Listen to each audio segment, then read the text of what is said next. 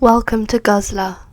Hello and welcome to the Guzzler podcast. This is our Disney series where we watch all of the Disney films right from start to finish, all the way from the 30s through to present day. We also do plan on moving on to the sequels, the live action remakes, all that sort of stuff. And the idea is, me and young Declan over there, we don't know Disney, do we, Declan? No. We've seen a bit here and there. I think I've seen some of these when I was really young, but I don't remember them at all. And then Louis is a bit of a Disney expert, aren't you, Louis? Yes, I am. So that's the series, that's the premise. And this week, we are watching Pinocchio. Guzzler Extra. So in 1937, when the studio was in the middle of producing Snow White and the Seven Dwarfs, this animator came to Walt Disney with a translated version of Khalid's story of Pinocchio. And after reading the book, Walt was really enthusiastic and was like, we're doing this. So they decided to make Pinocchio, which is a very wacky tale. But they wanted to do it because they wanted to try lots of different new animation techniques. And as we know from Snow White, they got a small budget and then just went over the top. This time they were given $500,000, but because they tried these new things, it cost $2.5 million to make. It's the most expensive film ever. So it came out on the 23rd of February 1940, and it was the first animated feature to have a proper famous cast. Every single person was famous in this. And the reason why it's got quite a lot of dark undertones is because Walt Disney said that animation isn't for kids. Animation is for everyone. It's just a different type of filmmaking. So this was the first film to have effects of rain, lightning, snow, smoke, shadows, water. There's obviously a lot of water in this film. And there's like fairy dust, and you can see through characters. So, do you know where and when this film was set? It's set in Italy, right? They'll talk Italian all the time. Yeah. Do you know roughly when? The 1800s. 1864. It's about 1880 something. I was well off. So there's some similarities with how this film starts. However, there's no thank you at the start. Oh, he's not grateful anymore. No, I don't care anymore. He's done it. They've now. done a film, he's just don't worry about it. He's got his money. Credits are still at the start, though. They are still at the start, and there's still the orchestral They were more music annoying going in this through. film. And I still don't care. They took ages. And during the credits, there's like an orchestral version of When You Wish Upon a Star. Yeah, I've put When You Wish Upon a Star as an undeniable banger. There has to be some mileage in it for present day club scene. Get like Stormzy on it or something. Yeah. Do you know what I mean? Let's just remix it and put it on the backing vocal of White Noise. Yeah, it's like, Yeah, why not? yeah, we could, Disclosure. we could get Martin Garrix on this. Email him, Deck. We'll Hang talk on, about this. I'll You find email it. Martin Garrix. This song, because you said it's a banger, it became the official song for Walt Disney Studios. This was the first animation film to win a competitive award, so it won Best Score and Best Song. That wouldn't be won again by the same film until 1965 by Mary Poppins, so another Disney film. I'll quickly say that with Snow White, Disney sort of put his own touch on it. When this film, Pinocchio, this was a fixated story which Disney fell in love with, so he didn't want to change it very much, which is why the themes are a lot darker. Darker? In the last one, an old woman poisons her 14-year-old granddaughter. This is much darker. It's not darker at all. Did you watch the right film, Declan? Yep, I completely disagree here. You wait.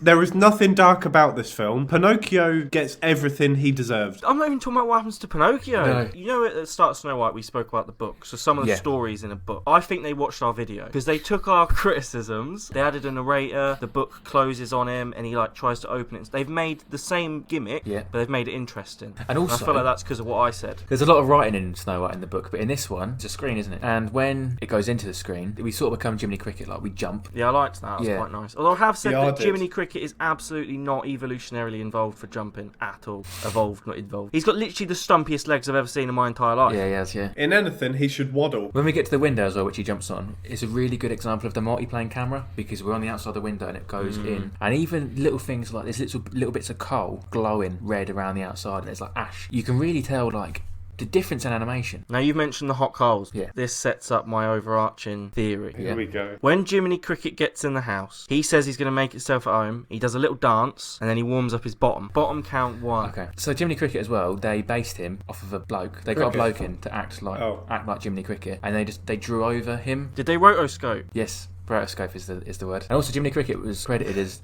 Disney's first ever animal sidekick. But if they follow Collodi's book, when Pinocchio comes to life, Jiminy Cricket is like, yo, Pinocchio, I'm your conscience. And Pinocchio just smashes him with a hammer. Jiminy comes back to life as a ghost and sort of just like follows him around, telling him the right thing to do, to which Pinocchio does the exact opposite. Now, Geppetto comes into the room singing and dancing. Now, he's been working on Pinocchio. When he comes back into the room, though, all he does is draw one eyebrow and a smile, and it takes him literally 0.2 seconds. Why did he leave the room? Why was he like, I'm pretty much done. I've got another 2 lines to do, but I'll just leave for a little bit. What did he go to do? Maybe he didn't want to do it then. Clearly he didn't, 'cause Right, he left it. this part of the film is the only bit that makes sense. Don't take that away from me. You are correct. So when Geppetto walks in, he comes in with Figaro. Disney loved Figaro so much that Minnie Mouse used to have a Chihuahua or a Yorkshire Terrier or something. He just got rid of that dog and just gave her Figaro because he just loved Figaro so much. Geppetto's doing some dancing and stuff, which he does for about, I don't know, 45 minutes.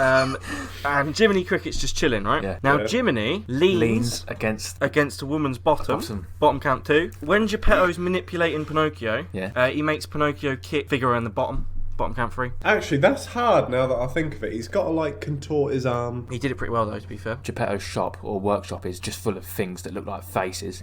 He's just a very lonely man who's just put faces on every object that he owns, including just bits of wood and chairs and furniture around his house, which is incredibly sad and distressing for this old, poor man. And also, Geppetto's a very bossy man. He gets into bed and he's like, Figaro, get up, mate. Open the window for me. I'm thinking, though, maybe that's why his wife left. If he was like, look, love, get out. Because I reckon if there was a sequel, Figaro would have left him and all. Pinocchio tried. Before this, I've said that Geppetto has the loosest socks I've ever seen. There's a bit where, like, Figaro's rubbing his sock, and his sock slips, and then it just falls off his leg. It does, yeah. How's that happened? What was the... That boy's lathered in butter. Yeah. I don't get it. I don't understand. But yeah, in the clocks, one of the clocks is a mum spanking her son's bare bottom. Yeah, and the clocks are very funny, aren't they? One's chopping the head off of someone, a woman spanking a crying boy. And actually, the What was that, animation bottom count department... 4? Yeah. 4. The animation department wasn't sure these clocks. They weren't sure what they were going to do, so they made all the clocks in real life and then animated them from that. They wanted to see if it was possible for some of them. So when they're dancing, I've written the film is just straight vibing. Geppetto gives the cat's bottom a very good stroking. Like, very good.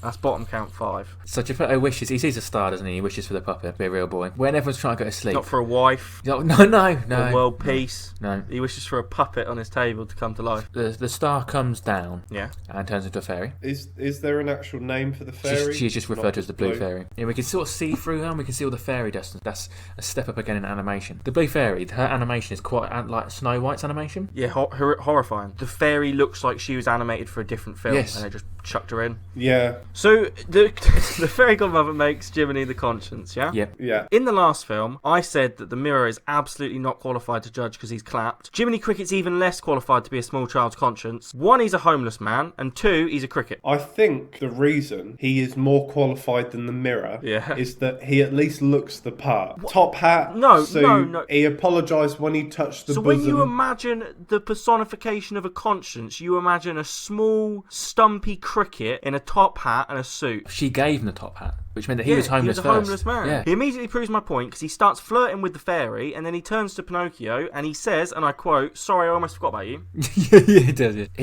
He says, "If you need me, whistle." would. And then they do the song, "Give a Little Whistle," in which, and Pinocchio can't. He's like, When they do that whole whistling song thing and that though, Geppetto don't wake up. Jiminy is sliding down the violin, making the violin go with his bum, isn't he? I did The like string that. snaps and slaps his ass. There you But before that, he slides down the strings initially and there's no sound, and then he slides up the strings and there is a sound. On violins, it only works one way. I don't know. There's no way that's true. When Geppetto wakes up, we go back to the slapping bum clock, but it's going more ferociously now. I'm counting that as 7. But yeah, he knocks everything over, and then he says, "Who's there?" And Pinocchio's like, "It's me." And he goes, "Oh, it's me." And I like that. Geppetto's like, "Oh, it's me," and just tries to go back to sleep. And eventually jumps up and pulls a gun from underneath his pillow. I really like. And he lights that. a I really candle liked that. by literally striking the match on the top of his leg. Like, how hard is his leg? I know he's a hard-working man, but what the hell is his top of his leg made of? And then Geppetto shoots and just blows some of his workshop to pieces. He's a violent man. He should probably be sectioned. So Geppetto says, when he snuggles down to go sleep, I can't imagine Pinocchio needs much sleep either, because he's been alive approximately 4 minutes. And He Geppetto hasn't got a says, brain. "School tomorrow." Well, don't see the rush. Probably try and make some memories first. I'm not even sure Geppetto knew there was a school that way because he was walking for ages. I think he just pointed him a direction. He's like, there's got to be a school down there somewhere. Before he sends off to school, we see the camera sort of pan through the town. And there's like birds flying and stuff like that. Yeah. So they tried to use the multi-plane camera for that, but it didn't work because it was too complex. People walking, there was birds flying. So it was horizontal, a camera, and they lined it all up like the multi-plane camera, and then they would just drag things along the middle to make it look like things were flying around. And it was shot like horizontally, like a laptop crazy. screen. And it took them months, they said, and it was so expensive to do. Yeah. When they pan over the square, one boy is just straight out waterboarding another child. Did you catch that? No. He rams his head under the water and shakes it about. He then brings him up for air and he brings him back down. No, I didn't notice that. This is when I go to edit it and he's just washing his face. It's just one guy washing his face or something, and I'm just like, yeah, go on, have him. We need a Disney short where we investigate that story. So yeah, Pinocchio sent off into the abyss to find a school, and he comes across two characters. These are the first two villains in the film, Gideon and Honest John. Gideon doesn't talk. Mental. And they're a fox and a cat. So when I first went to Disneyland, 2004, the first Disney character I met was Honest John, and he was flirting with my mum, and it really scared me, and I was really scared that he was going to take my mum away. And you haven't seen your mum No, I since? haven't seen her since. Honest John's real name is John Worthington Foulfellow. His real name's not Honest John. No. So these two characters they're animals, and there's no other animal characters in the rest of the film. And this is because they're taken directly from the book, and they get their comeuppance basically in the book. The fox is a sly fox who pretends to be lame and stupid, and at the end of the book he becomes stupid. And Gideon pretends to be blind, and he becomes blind. Bottom time!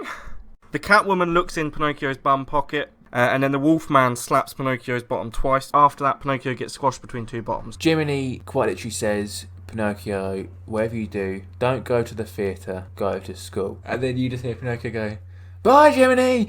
And that was amazing. I love that. The fairy at the beginning specifically says, don't follow the wrong path. And then she says, to follow the right path, you have to listen to your conscience. Who she deemed Jiminy Cricket. Literally, the first thing he does is not listen to Jiminy Cricket. bye, Jiminy!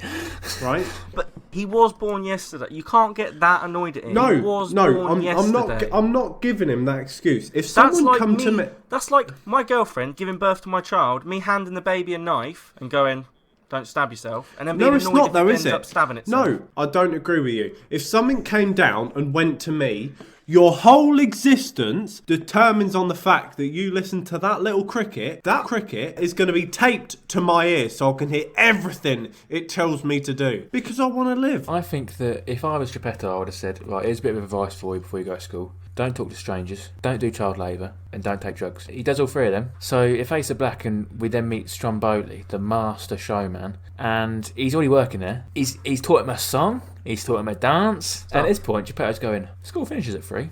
It's evening. In the dance scene, the women also pick up their skirts and show their bums, which is 11. And then at this point, Pinocchio also keeps kicking himself in the bum repeatedly. So we're on 12. Geppetto is now, he's cooked up a mental meal at home. Yeah, I've put fish got cake. In its bowl. As in not like booty, like actual cake. Like, Geppetto's a skinny lad. He ain't ate like this in ages. He's got a massive meal. It's for his wooden son who has no digestive tract. Yes, exactly. Makes much more sense. If I was Geppetto, I would just go back to sleep. There's no light pollution. Look at the sky. Look for another shooting star. There'll be plenty. And just wish for another one. Now he knows wishes come true. Just wish for him back. Yes. I just want him back. There's when it all goes dark and he's in this cage. There's like a thunderstorm, and there's all these things light up in the carriage train thing. And then Jiminy Cricket starts to undo the lock. Jiminy gets in this lock. He leans out. He hangs up his jacket and his hat. Immediately, in the next shot, the jacket and hat just aren't on the lock. This is hand drawn. You'd think they'd notice. Hang on, there was a jacket on there a minute ago. Yeah. Oh, also, Pinocchio and Jiminy both have their bottoms in the year 13. Now, Pinocchio lies to Fairy Woman. The fairy, yeah. He knows what he did was wrong, which means he has a conscience. So why does he have Jiminy? I don't understand. If Pinocchio has the capacity to lie, he has a conscience because he knows what he did he shouldn't have done. So is his nose growing the fact that the fairy already knows what happened and she's just playing a trick on him? There is that. Making his But nose actually, maybe grow? the fairy is his conscience. See, I always just assumed that, like, Magic knew that he was lying, but I think Dec might be right. I think she's just doing it to encourage him to be honest. And it's not. His nose isn't actually It's strange magic. how much of a prominent thing the nose thing is when it actually doesn't. It's not a big part of the it's film not at all, at is all. it? Like, at all. Geppetto walks past the carriage as well, shouting out to Pinocchio. People in the town, I could be like, Geppetto's outside. He's yelling some kid's name, and the wife will go, Geppetto ain't got a kid. And they go, oh, strange. He's mental then. It goes to the scene in the pub called the Red Lobster, and the coachman, who's the third villain, he's back with Gideon and Honest John, aren't they? Yep. And the coachman says that he collects stupid little boys, he says. He says he gets little boys and he takes them to Pleasure Island. And then Honest John turns to him and says, but the law. Also, sort of clatters your theory slightly, but not much. But originally it was going to be called either Bogey Land or Silly Land. Why'd they call it Pleasure Island? They didn't have to call it don't know. Pleasure Island. Before they got on the boat as well, Pinocchio meets Honest John and Gideon again, and they're proper like Del Boy characters because they're doing the thing. I think this is brilliant when they're like, "Whoa, Pinocchio, you need a doctor," and he's like tapping the that was wood really like good for the scene. heart. I did like that. Stuff like that, and then they get on the carriage to get on the boat. And Pinocchio meets Lampwick. Yeah. Yeah, I don't like that guy. So when they get to the island, Hang on, I've written, when they're on the boat, I guarantee when all these young boys arrive at Pleasure Island, this bum tally's going up. Oh God. does it? Wait. Oh, fine. So when they get there, you can go and fight and you can watch scraps happen. There's a little place called Tobacco Row where they're just throwing chewing tobacco and cigarettes at the children. There's a model home destruction, and Lampwick literally strikes a match on the Mona Lisa's picture. I think that Pleasure Island is just, like the visualisation of it is just, we're literally just seeing Pinocchio's internalised trauma. You know when they're just chilling playing snooker? Yeah. Are you at that point? Yeah. I've written down, I'm going to be absolutely fuming if Pinocchio doesn't use his nose as a snooker cue. And he doesn't. And I'm fuming. What's the point of having snooker in it? I thought that's what they were building up to. I thought he was going to try and show That is off quite a good to, whatever, what's his name? Lamplight or something? Lampwick. I thought he was going to try and like show off to him and lie and brag a bit, get a big nose, and then like just like I don't know how snooker works, like put the black. Headbutt it. I like the thing where Pinocchio takes a massive drag of the cigarette and he looks really ill to the point where his pupils hit the bottom of his eyes and clink. It's mental to me that in this children's film, one child says to another child, "Make sure you take a proper drag." That is mental. So then we see the donkeys for the first time. What? What? It wasn't a. It was an arse counter. Oh. The film is obsessed with arses. The tally goes mental on the island because we literally have a room full of arses. Of arses.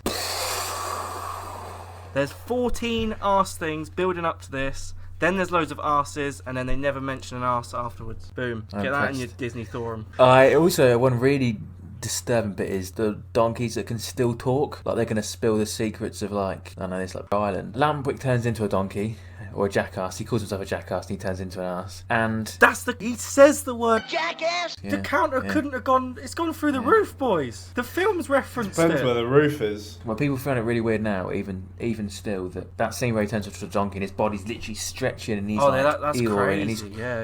and he's trying to scream for his mum and he's like Eeyore, and people still get really disturbed by that now. That's a dark scene. That is, yeah. Pinocchio gets the ears, but he doesn't change Yeah, entirely. that's strange. But he's But he just be wooden, really bad. so Yeah. I found that weird that he I don't think he should have changed because he's not real, is he? no, He's I a agree. wooden boy. Exactly. And it was like But he it was doesn't from a change all the drink, way. wasn't it? Yeah, it was, yeah. So he doesn't change all the way. So he runs home, he literally runs back to the house. Now, I said at the end of the last video that I thought someone got swallowed by a whale, but then I've also written no one is more shocked than I am that Pinocchio gets home finds a letter that tells him his father's actually been swallowed by a whale, and I knew it was going to happen. Yeah. I was gobsmacked, mate, because that is not I the find it weird natural that he's- That's not where this film No. should be going. No. Jiminy Cricket has heard of the whale, Yep. right? Yeah, once How famous does a whale have to be that an inland homeless cricket has heard of you? When we see the whale, he's like a blobfish on the bottom of the sea, looking really sad and depressed. There's also, this is the first time that animators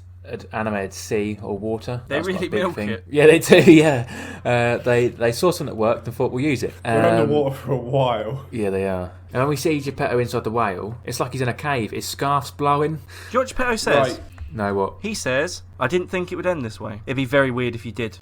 Yeah. If you saw Yeah, this good coming That's it. You're a carpenter, mate. and you predicted that you'd get swallowed by a whale and starve. The whale Yeah. is not big enough to swallow a ship, right? It's just not. If you look at the scaling throughout the whole, all of the whale scenes isn't big enough. There's another thing here as well, which is where they're inside the boat and Cleo is still in her fishbowl. They actually animated a scene where Geppetto's like, I'm hungry, and him and Figaro both look towards the fishbowl and they debate whether to eat Cleo or not. They actually animated it, and then Walt thought, I did probably think a bit that too when I was much. watching it, though. I also thought you should eat the cat. Before Pinocchio gets swallowed, the whale is proper swimming towards him, yeah? Yeah. Pinocchio panics and tries to get away from the whale. But he's gone The there whole point of it. to go into the whale. Yep. I didn't understand that scene. Yeah. And then Whale chases him a bit more, and then he gets on the island, to land. He washes up And- with his cat and his fish. Yeah. She's still in the bowl, isn't she? Yeah, of course. Pinocchio's dead. How? I don't know. How'd he die? They try to imply that he's drowned because he's face down in a puddle. I've just watched him explore the bottom of the ocean for 25 minutes. And he's actually the first Disney character.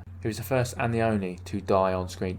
Main character, I'll say. Main character. My favourite part of the film. He deserved this. Literally No, just saved he did- someone's life. I don't care. I feel like you've missed the He message did- of the film. You're annoyed No, at it's Pinocchio for trusting people. That's what you're annoyed about, because he's trusted other people. No, I'm annoyed at Pinocchio because he was literally told his entire existence laid upon him listening to one specific character in this film, and he ignored it every single time. He doesn't deserve to live. I despair for when you have children. I'm not going to hinder their existence. You're going to on murder my them by the moral sounds of it. complex.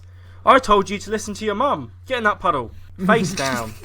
Right. Anyway. Right. So they bring in Pinocchio back. The blue fairy pops up again. Suddenly, Pinocchio is literally a toddler. Jiminy gets his badge.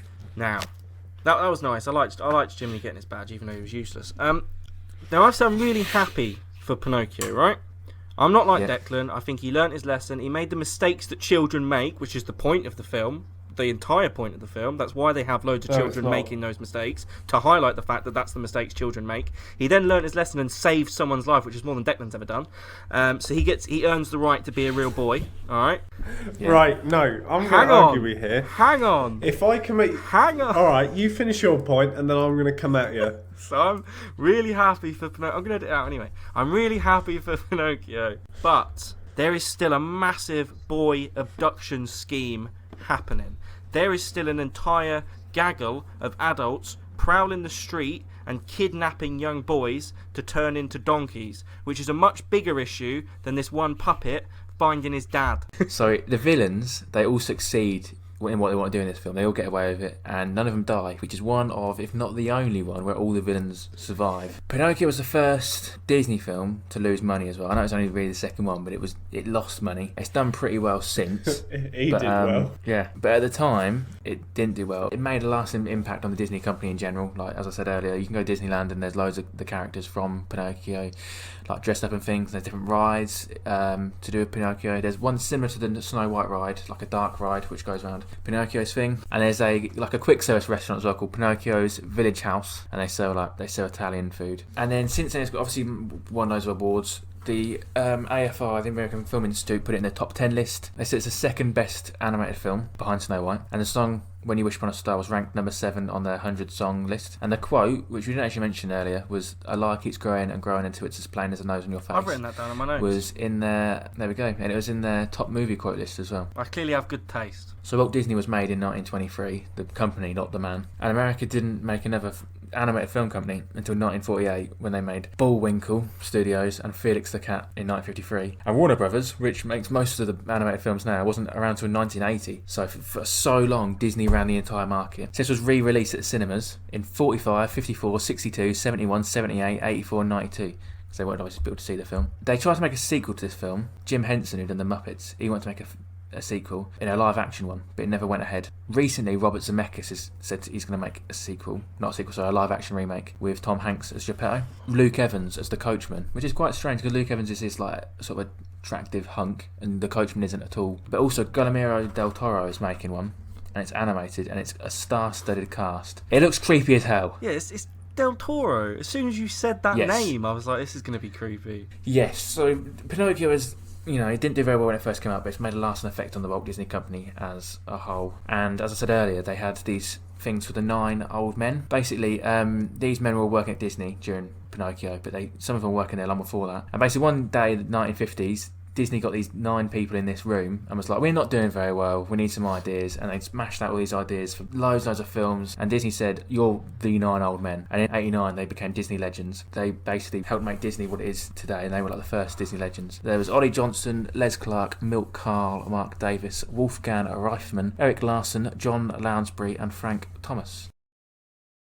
What did you think to the film overall then? Last week we gave Snow White a 7 or an 8. What's this one? I'm going for a 6.5. 6. I didn't think it was great. The first half hour is dancing, then the film happens in the next half hour, and then the next half hour is at the bottom of the ocean and he gets swallowed by a whale. See, I always remember this to be one of my most favourite Disney films, and then I watched it this week and I agree with you, it was 6. So next we have Fantasia, which is a half live action, half animated film, but they still describe it as fully animated. Basically they brought loads of Western orchestral music into the film and they animated scenes to go with the music. Has it got Mickey Mouse in?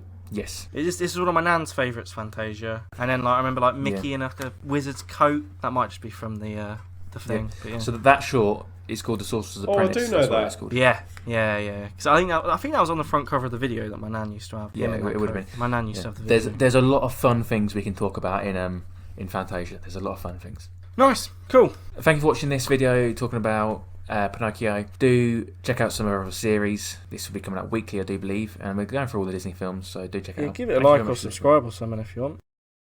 Thank you for watching this Guzzler video.